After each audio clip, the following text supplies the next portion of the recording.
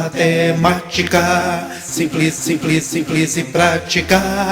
Olá, seja muito bem-vindo, seja muito bem-vinda a essa videoaula. Nela eu trago para você a correção da questão número 15 de matemática da prova modelo D do SPSEX 2021, cujo tema é função inversa, uma questão muito bacana, mas que requer bastante atenção.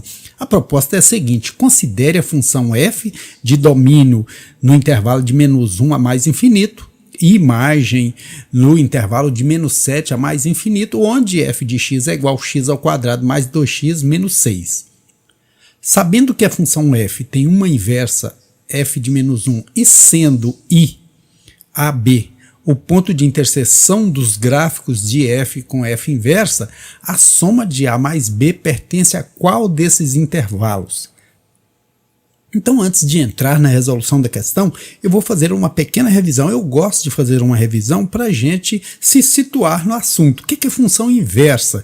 Se você tiver a função f de x igual a x quadrado e quiser encontrar a inversa dessa função, basta você fazer o seguinte: sempre a inversa é representada por f elevado a -1. Por que isso? Porque qualquer número elevado a -1 é o inverso dele. Aqui, se eu quiser inverter essa função, basta inverter literalmente. Onde era y, eu colocar x, e onde era x, eu colocar y. E depois é só isolar esse y que está invertida. Troquei de lugar, radiciação anula potenciação, y é igual a raiz de x. Então a inversa de y igual a x ao quadrado é y igual a raiz de x, porque eu inverti, troquei x e y de lugar e terminou aqui. E veja o que acontece. Vou até construir um gráfico para você dessas duas funções.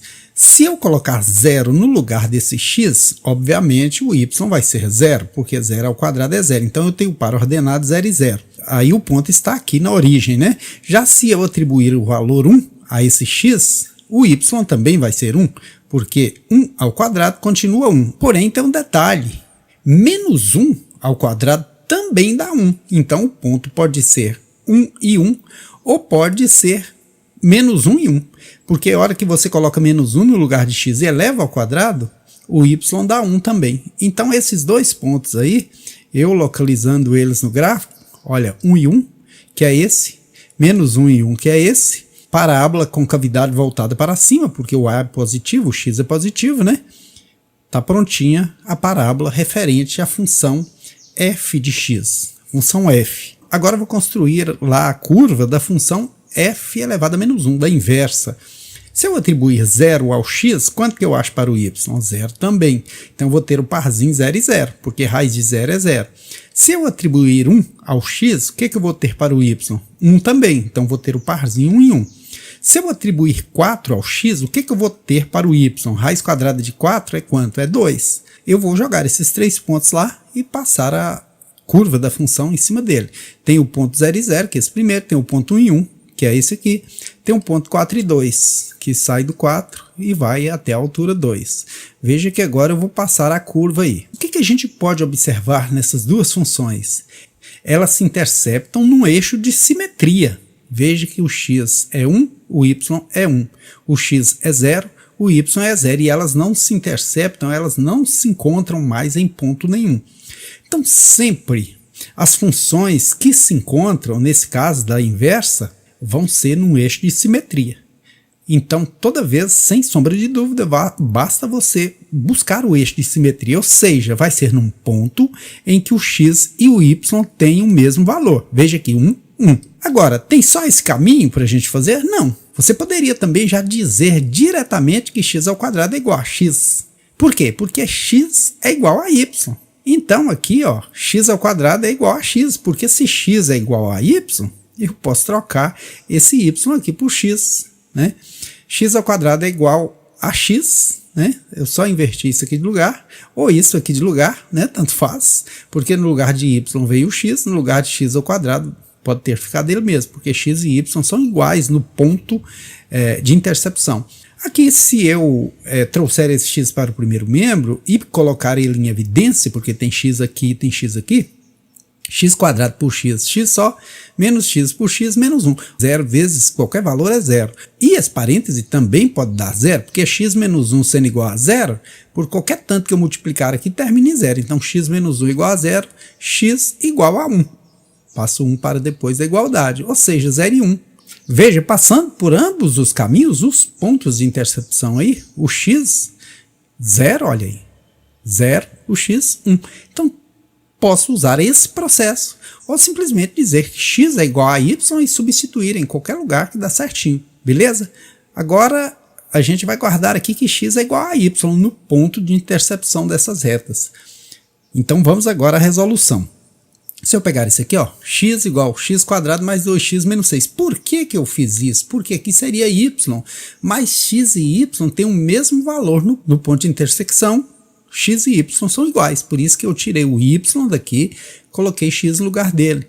x2 mais 2x menos 6 igual a x. Só troquei de lado aqui esse povo todo. Agora vou passar esse x para o lado dos outros elementos. Vou ter x² mais x, porque 2x tira x fica um só, mais 6. Encontrar as raízes dessa equação, você pode usar dois caminhos, ou através da popular fórmula do Bhaskara, que é maior, ou por meio da soma e do produto. Soma é dado por menos b sobre a, produto c sobre a. Olha como que é pequenininha a fórmula. No caso de equação simples, vale a pena. Menos b, menos 1, sobre a, que é 1, dá menos 1 mesmo. C, menos 6, sobre 1, que é a, menos 6. Então eu preciso achar dois números que, se eu somá-los, dá menos 1. Se eu multiplicá-los, dá menos 6. Quais números que um vezes o outro dá 6? 3 e 2, 2 e 3. 2 vezes 3, 6. Mas tem que dar menos. Você coloca menos aqui. 2 com menos 3, somando dá menos 1. 2 vezes menos 3, multiplicando, que produto é conta de vezes, dá menos 6. Achei aí. Só que tem um detalhe. Se eu olhar ali o intervalo, isso aqui, o domínio, isso aqui é a variação no eixo do x, só pode acontecer do menos 1 até mais infinito, ou seja, para frente do menos 1. Vou jogar o domínio aqui na reta numérica. Esse domínio só pode acontecer do menos 1 até o mais infinito. Pode ir até onde quiser nos positivos. Só do menos 1 para frente. Esse menos 3 estaria à esquerda, que ele não está nesse domínio. Então, não convém essa solução. Sobrou somente o 2. X vale 2. E A e B são as coordenadas do ponto de intersecção, né, das duas funções. Como que eu acho isso? Se eu sei que o x é 2, mas x e y são iguais, o x vale 2 e o y vale 2. Logo, a soma do A mais o B vai ser 4. Mas aqui eu ainda tenho que buscar em qual intervalo esse 4 está. Veja, nesse intervalo aqui de 0 a menos infinito não está, porque o 4 não é negativo e esse intervalo só tem números que variam do 0 até menos 1, menos 2, todos os números negativos. E o 0 aqui à direita, fechando no extremo. Agora, o segundo intervalo vai do 0 ao 5, pega do 0, chega lá na altura 5, e todos os números que estiverem aqui podem servir como solução. Então, 4 que está nesse intervalo aí é realmente a nossa solução.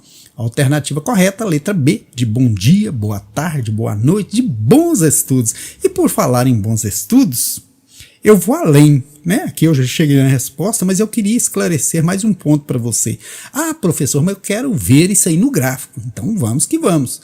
Vamos pegar a função inversa aqui, ó. X igual a y ao quadrado mais 2y menos 6. Veja que eu inverti. Aqui era y, ficou x. Aqui era x, ficou y. E agora eu vou isolar esse y, trazer todo mundo para o lado dele. Y ao quadrado mais 2y menos 6, menos x que troca de lado, troca de sinal. O A vale 1, o B vale 2 e o C vale menos 6, menos x. Por que eu estou fazendo isso? Porque eu preciso desse y sem estar ao quadrado e sozinho isolado. E aqui ele está em dois lugares. Então eu uso a fórmula resolutiva, popular fórmula do Bhaskara, para achar, para isolar esse y. Então y vai ser igual menos b, o b é 2, menos 2, mais ou menos, b ao quadrado, 2 ao quadrado que dá 4. Menos 4 vezes a vezes c, como o c é negativo, vira mais 4 vezes o primeiro aqui que é 6 dá 24, vezes o segundo que é x dá 4x. Novamente, tem menos, então vira mais, né? Menos por menos mais 24. Menos por menos mais 4x. Isso sobre 2 vezes A, que vale 1, vira 2. Menos 2, mais ou menos. Aqui, olha, 24 com 4, 28 mais 4x. Eu vou colocar em evidência aqui um 4, porque tem 4 aqui, tem 4 aqui. Então vai ficar 4 colocado em evidência, 28 por 4, 7. 4x por 4, x. Esse 4 sai como 2. Por quê? Porque raiz quadrada de 4 é 2 e o resto fica lá na raiz. E aqui eu posso simplificar, porque quando a gente simplifica, 2 por 2 dá 1, negativo aqui. 2 por 2 dá 1, que eu não preciso colocar, né? Porque 1 multiplicado por qualquer número é o número mesmo. Achei a inversa dessa função aqui. Veja que bacana.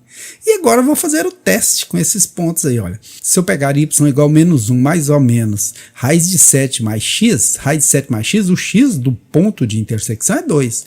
Então vai dar menos 1 mais ou menos 7 mais 2, 9, tem raiz 3, né?